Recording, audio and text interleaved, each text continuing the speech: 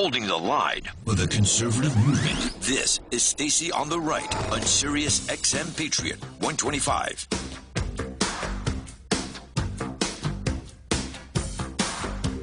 Oh, yeah. We are doing the most here at Stacy on the Right. Just one wonderful evening at a time. Thank you so much for being with us this evening, for joining in this show, and for contributing your amazing phone calls. And Sam Sorbo is a filmmaker, homemaker, homeschool mom. She's an innovator in these spaces, and I consider her to be a friend. She's an actress, writer, speaker, wife of Kevin Sorbo, founder of Underground Education, spokesperson for the film Truth and Lies in American Education. Sam, thanks for coming on tonight. Hey, thanks for having me. It's so good to hear your voice again, Stacy. It's good to hear your voice. So first off, let's talk about the film Truth and Lies in American Education. Tell us what the film is about and where we can see it. Well, the film is about April Few. She goes on a search to understand why her mother-in-law, who heads up an organization called USPIE, or United States Parents Involved in Education, she doesn't understand why her mother-in-law is kind of dead set against the education system. So she goes on this journey to try to figure out what she doesn't understand about U.S. education. And it turns out it's quite a lot. And so the film just goes through her journey, and it's just a great story. There are some great people in the film. One of them happens to be me. I do a superb job, as you know. I'm kidding. Actually, you do an amazing job. I mean, I can't disagree with you, but if you want me to, I'll try. I'll try to disagree with you here. So it really it sort of opens people's eyes to a little bit of the background of United States education and the way that children are treated in school, and the ultimate goals of the schools. And, you know, it's hard. Here's what I've come to discover. We think about education the way that we've been trained to think about education by the education system. So the educators who are in charge of how we think about education have taught us to think a certain way, and that way basically gives the system the benefit of the doubt. So it's a weird sort of equation, but if you feel capable in a certain area, you credit the schools. You say, I had a really good English teacher, that's why I'm such a good writer. But if you have a deficit, if you feel at a loss in a certain area, you tend to personalize the loss. So we personalize losses, we institutionalize credits. And the loss, like for instance, I can't do math. I just don't have a math brain, right? And I know you've heard people say that. I know people who say that. They think that it's their failing that they can't do math, but it's the system's failing. And that's the conundrum that we're in. We are now seeing the wheels come off the system. We're seeing that the system is causing turmoil as opposed to solving problems. And especially now with COVID and the transparency we've had, we see that the system's actually not engaged in education. And it's very difficult for us to impugn the system because we were raised to believe that the system is always good and the failures are personal. Does that make sense? Man, it makes a little too much sense, Sam, because I've said similar things about math. My natural bent is, reading and comm arts and things like that. That's the stuff I'm naturally good at. Math, not so much. So I take the blame for not being good at math. I will routinely say, right, I never could get it. My teachers, I had the same as everybody else, but when my friends got it, I just couldn't seem to. But then for things like reading, I always talk about how my teachers encouraged me to read. They encouraged my love of books. I had good teachers in those areas. My mom taught me how to read, and the schools did the rest. And that really, none of that's true. I hear other people say it too. Like, well, you're pointing it out. Lying to yourself, Stacy. I know, and other people mainly, because I'll be fine. But I keep thinking about all the people they're literally thinking, "Wow, she had great English teachers." Did I though? It's a good question. I'm not so sure. Yeah.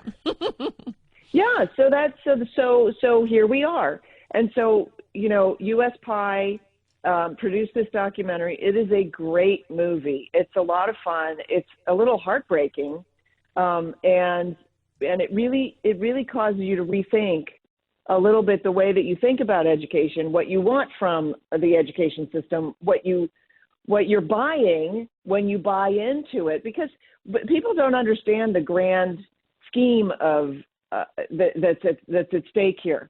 So there's a bargain, right? You say, I'm going to turn my child over to you and lose a lot of precious time that I could otherwise be spending with my child. So I will sacrifice my time with my child. And then you have the parents who say, well, I don't really want that time. I'd rather that somebody else handle my child. So those parents are sacrificing relationship, right? I mean, we all are, right? When we turn our kids over, I'll sacrifice my relationship in the bargain that you are offering something so valuable, because it is education. It is entree into the world. It is a purchase, right?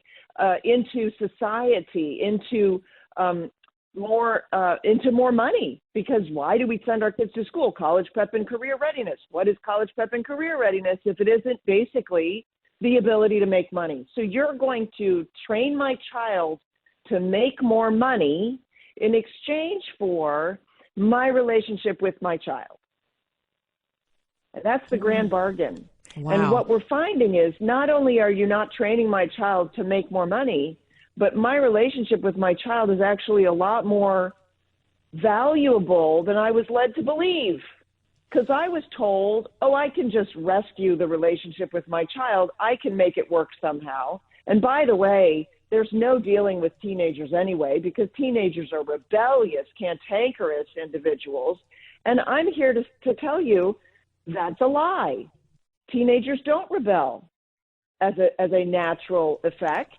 They are rebellious because our culture trains them to rebel, and the schools back up that culture. And so we have rebellious teens because they're born in the classroom. So there's a way around all of that. And not only that, you can get a better education by never consigning your child to the system. And parents say, that's ridiculous. That can't be possible. I can't possibly teach my child as much as those teachers can teach him.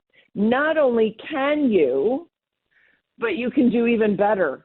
And the way you can do better is that your child becomes his best teacher, because a person won't learn anything that they don't first purpose to teach themselves. So children don't learn anything that they don't decide to learn. And when they decide to learn it, the decision actually is to teach it to themselves. Now, if they use a teacher to teach them, or they use the book to teach them, or they go on YouTube to teach them, the world is their oyster. But what the school trains us is that the teacher is necessary and that you don't learn without a teacher. And so I'm here to tell you, you learn without a teacher. You absolutely can learn without a teacher. Teachers are not the most necessary ingredient. The most necessary ingredient is the willingness to learn. And what they also don't tell you is that the strongest, the way you can make your child the strongest, you want your child to be strong, right? You want them to be resilient. You want them to have the ability to discern truth. The way to do that, to actually ensure that your child can do those things, that your child is those things, is necessarily to keep them away from strangers. And that includes teachers. You actually, the stronger your relationship with your child, and I'm speaking from experience here for the naysayers who are prepared to email me just any minute now about how could I possibly know about this. We have 3 kids. And they are strong because I had an amazing relationship with them, because I spent the most time with them. Now, my joke was I'm not called to homeschool because I really didn't understand what homeschooling was and the possibilities of it. But they had a classical Christian education. My husband and I did what we knew best at the time. But I recommend people take Sam's advice and do it yourself. And I'm such a DIY person on everything else. I can paint things, I can build things, I can frame things. You'd be amazed at the things that are at my house that were literally DIY'd by me. But I was trained also by public education and people who would literally, they would down talk other parents who were homeschool parents. it's such a brutal and well organized effort to convince people Campaign. that the only person who can possibly teach your child is a degreed professional. That's the language they use. They actually punish you with the language that teaches you that you're not good enough. You're good enough to have the child. You're good enough to pay for everything for the child. You're good enough to even pay for the teachers who are going to teach your child to hate you, to hate God, to hate this country. But God forbid you teach your child, or as you said, YouTube. I can't tell you how many things I've learned on YouTube. It's so fun. I actually will go on YouTube. I don't know anything about it. 10 minutes later, I'm doing it myself. So you're an expert. I'm an expert. It's so stupid. But the system taught you. And here's the other thing, right? If you take this, you got to take these things a little bit farther, right? So you didn't feel adequate, but the system made you feel inadequate, right? But you didn't blame the system for your feelings of inadequacy, which you should have. And yet you're still willing to consign your child back into that system, right? The system is disabling. The one that said, I can't teach my own child. Right. The very people who said, you certainly couldn't be the one to teach your child. If anything, that would be the worst possible decision you could make. The same system is the one that said, but we can teach him or her. And then when I started having problems with it, it was the same one that said, well, maybe your child isn't in the right school, or, in other words, maybe there's something wrong with your child. There's nothing wrong with the system. Yes. When I joined the system and said, hey, I'm going to be on school board, I'm going to fix this from the inside, I immediately began to learn that it's a system, that it's arrayed against parents, and that even at the heart of it, well-meaning teachers, wonderful people. It's not, we're not sitting here saying every teacher is bad. But the system itself is arrayed against parents. And if you think about it, if I said to you, Sam, the system is arrayed against your kids, you would immediately remove your kids, right? So if the system is arrayed against parents, why don't parents immediately move their kids? Because anything that's arrayed against you is inherently arrayed against your kids. But we don't talk about it that way. And so everything about what you're discussing, it's kind of radical. It's crazy. It's also rock and roll, because isn't that what rock and roll was? I mean, we have to take back this idea that somehow we are radical for wanting to spend the most time possible with our kids, for wanting to have the best education. These are wonderful things. Yeah, but what we have to figure out is it's the only way to save the nation. This is the only way to save this nation. Is a small contingent of full-on patriots who love their families, because the families are the building block of the nation. Small business is the building block of the nation. And so the corporations control the schools, the corporations control the government, right? And so what we have to understand is if we are patriotic Americans, the last thing that we want to do is turn our children over to the corporations. And it's the unions that really control the schools, right? And the unions we know are Marxist. Look, we're not saying teachers are bad. I'm saying teachers graduated from the Marxist teaching colleges. So as good as those teachers are, they've been injured by the system. You've been injured by the system. I've been injured by the system. We've all been injured because we all have these assumptions. We have the assumption, for instance, that history is boring. That's something that we've inherited in our schools. Why? Because of the way the schools teach history. They teach it in such a way as to lead us to believe that it's boring. And then the people who actually find history interesting, they're the weirdos. But they're not, because history is fascinating. And the greatest history textbook that we have, the greatest, most reliable, most resourced major history textbook that we have is the Bible. And that's the one book that they don't teach in school. Why? Because not anything to do with history. It's not at all academic. It's ideological. But they have trained us to think that education is all academic. It's all the 3 R's. Get your ideology out of here. And now they're inserting ideology, gender theory, race theory, all of these ideologies. They've inserted them into the schools after they took out the Christian ideology. And now they're saying, oh, actually, education isn't academic. Children don't need to know how to read or do math to graduate high school. Do you know what the definition of proficient is in the Ohio public school system? No. I may shock you. I hope you're sitting down. But Man. their definition of proficient is not 80% of a test score, right? It's not 70% on the test score. It's not even 50% on a test score. In some areas, like reading, it's 38%. You need to pass 38% of a reading test to qualify as proficient. 38%.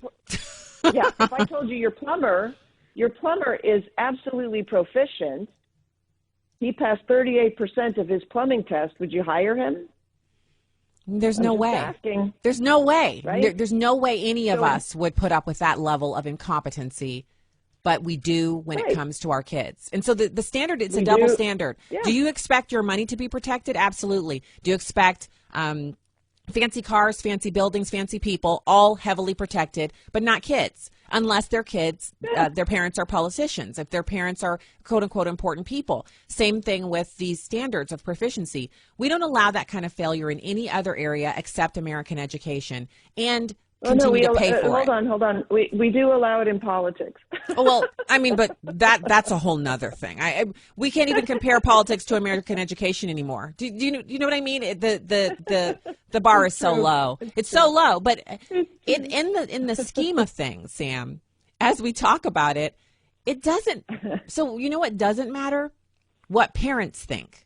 Unless you take education back for your children and your family and begin to execute on it for yourself. So like the DIY I was talking about, people, I know people who wouldn't allow, a person to come over and install wallpaper at their house because they think they can do it better, and they usually can, but they'll allow a stranger to teach their child. So if we don't change that, we don't get anywhere. Yeah. So what we're trying to do is create a culture where parents have the authority to choose what and how their children learn, where they're the undisputed primary educators of their children, and that's what the film's about. Basically, is truth and lies in American education. This is laying bare what's going on and empowering parents to take on this task. And here's the joy, okay? And this is what I train on, because I've written several books on education, on educating children at home, let's say. And my latest one is called The Playbook for Home Learning. And it's a series of videos and a workbook where I help the parents work through all the lies that they learned from their own education, the way that their education actually injured them. So they have these assumptions that simply aren't true. The assumption of I'm just not cut out for homeschooling, that's just not true. The assumption that they have to be the child's teacher, that's not true. The assumption that it's 8 hours a day, it's not true. And so I work through that with the parents so that they can become the main disciplers of their children, right? Because education is doctrine, so it should be doctrine. Yes, there's a portion of it that's academic, because how do you learn doctrine if you don't have some academics? But ultimately, it's doctrine, it's family, it's faith, and it's freedom.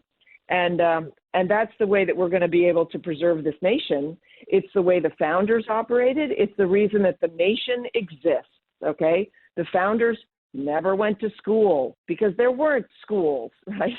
So we need to understand these things.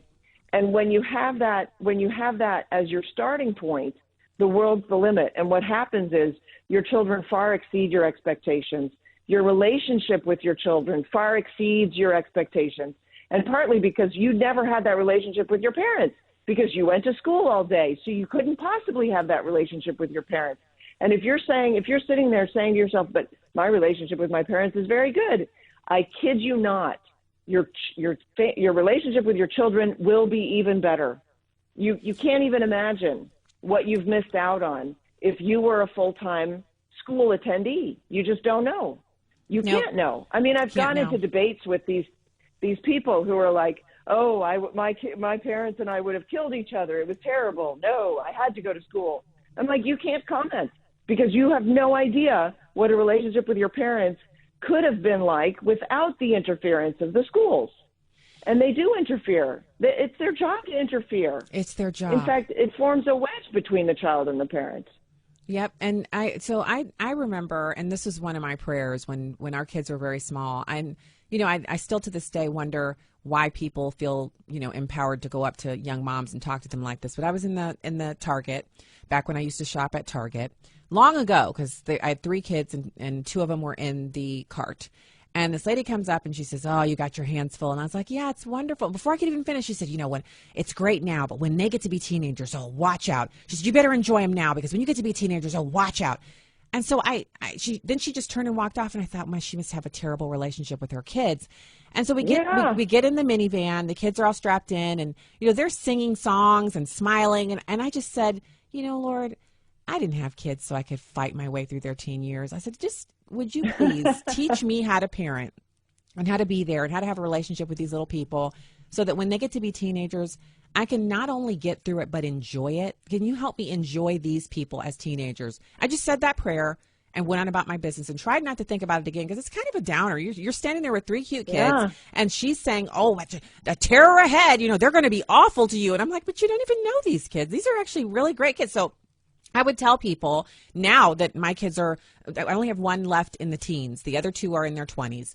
And I tell people all the time, especially when their kids are small, oh, enjoy these times, but there's so many more fun times ahead. Every part of their childhood is going to be a joy to you. Just keep that close relationship and spend as much time as you can with them. And I believe the Lord gave me a revelation on that, because our kids were not only terrors. We had so much fun during their teen years. My husband and I sat at the dining room table and cried after looking at all of Madison's pictures to find the 4 senior pictures that go in the back of the yearbook, and you pay $125 for that page, and you're only allowed 4 pictures. And so we have to look through every childhood picture of her to find the 4 best. And we sat there and we were crying, and our son, who, this is during COVID, he comes out of the family room because he thought he heard crying. He comes in, he says, "What's wrong?" I was like, "Oh, sorry, never mind. We looked at every picture we've ever taken of Madison, and we just realized we're done parenting kids, and we were crying about it." He's like, "Oh my gosh." And he just turned around and walked out. And I was like, well, it was so great while it lasted. So we cried over not getting to be parents of school-age kids anymore. So every parent should have that kind of, it's like you're leaving one area and you're going into another, and you want to enjoy that moment for 1 more minute before you move into that next arena. And it's not about your kids being horrible or terrible or awful or they're teenagers. That means they're bad. It doesn't, that is like the lie from the pit of hell. But of course you'll think that if you barely know your child and their best friend is their teacher. You are going to be the enemy if your child's primary source for love and attention and affection or guidance is someone outside of your house. And so the best way to make sure that doesn't happen is to homeschool or some other kid, kid who's being raised incorrectly. This is the big lie. This is the big lie of socialization. The idea that children are socialized by other children is absurd. No, you don't socialize. You don't socialize your child by just exposing them to other children. They get exposed to other adults, and they learn how to behave in public, and you train them how to behave, right? That's socialization. It's throwing them in with a group of other children is Lord of the Flies, for instance, right? So, it's absurd. We have these assumptions because this is the way it's been done, that somehow it's being done properly. It's not being done properly. That's the wrong way to do it. And in fact, the movie goes into all of the sort of issues that we have in our schools, the data collection that's happening via standardized testing, which, by the way, standardized tests were implemented in order to, in large part, teach the child how incompetent he was. And boy, have they been, I've taken to saying that the school's core competency is in teaching us how inept we are. Why the history that is studied in schools is so often anti-American and anti-Christian, and that children are being taught to become political activists, that they've got, the sex ed that's in the classrooms all the way down to kindergarten now, thank you very much. And luckily, I live in the free state of Florida, where the governor is taking a stand against that. But don't you know, the zealots are out there saying, yes, we will teach sex education to kindergartners. Yes, we will because they're sexual beings. To pornography. Yeah, because they're sexual beings. They're sexual beings from the time of infancy. That's what I've recently heard, that's just, that is pederasty. And, well, it's pederasty. That's right. there's a guy, I can't remember his name right now, but he did the studies on children and talked about babies, infants having orgasms. And I'm sorry, that is a pervert. He was a pervert, but he was allowed in academia. He was allowed in academia with that nonsense. That's the problem that we have, and we have to understand it is a crumbling institution because it is so corrupt and perverted, and it's time to tear it down, frankly. And because we're not tearing it down, we're not in the business of tearing it down, all I'm advocating for is save your children. So if you want to go and fight on the school board, God bless you, but get your children off the front lines. They are not there to sacrifice themselves for your feelings of heroism. You take them out of that system. And in fact, I was talking to a guy who ran for school board, God bless him, serving on the school board, working to get some equity or whatever for transgender students or whatever. And I said to him, that's why you have to remove your son from the school. And he said, why? And I said, because you took a role of leadership, and God bless you for that. Good for you. You're in the role of you're in a leadership capacity. Sam, my producer is telling me that we're out of time. So we have to take a break here. But it's always like this when you join us. Such great information. Truthandliesfilm.us. Go see the movie, please. Truthandliesfilm.us. You will be blessed. All right. Thank you, Sam. Talk soon. We'll be back with more after this.